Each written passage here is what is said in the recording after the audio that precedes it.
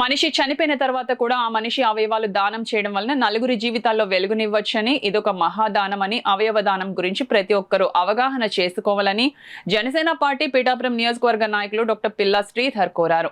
World organs donation day సందర్భంగా doctor పిల్లా శ్రీధర్ మీడియాతో మాట్లాడారు. మన కావలసిన వాళ్ళు చనిపోయిన తర్వాత కూడా వారు అవయవ దానం చేయడం వల్ల ఆ అవయవం చాలా రోజులు బ్రతుకుతుందండి.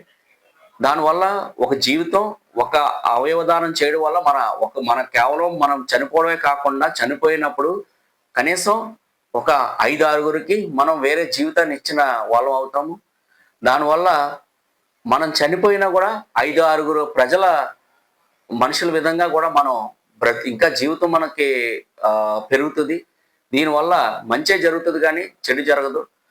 నిజంగా మనకి ఎప్పుడైనా కూడా అవసరమైనప్పుడు వేరెవరు మనకు దానం చేసినప్పుడు అది మన జీవితాన్ని ఏ విధంగా కాపాడుతుందో, అదేవిధంగా మనం ఇచ్చిన ఆర్గాన్స్ కూడా వేరే వాళ్ళ జీవితాన్ని కాపాడుతుందని మనం పాజిటివ్గా తీసుకోవాలి.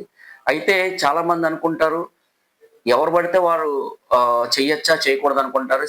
అవయవ దానం అన్నది మనం ఇప్పుడు కేవలం కన్సెంట్ మాత్రం ఇస్తాం. రేపు పొద్దున్న మనకి ఏదైనా జరిగినప్పుడు మన అవయవాలు ఉపయోగపడే సందర్భంలో దాన్ని అప్పుడు మన పేరెంట్స్ వారికి కూడా చెప్పిన తర్వాతే మనకి చేస్తారు. కాబట్టి ఒక ఒక డెత్ వాడితోనే ఎండ్ అవ్వకుండా అది ఒక 5, 6గురి జీవితాలకి ఉపయోగపడుతుంది. కాబట్టి వీలున్నంత వరకు కూడా దీని మీద మీరు అవగాహన తెచ్చుకోండి.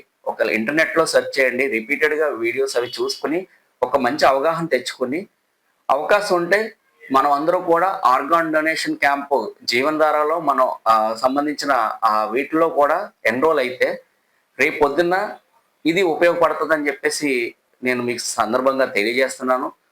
సో అవయవదానం చేయడం వల్ల మంచే జరుగుతుంది కానీ చెడు జరగదు.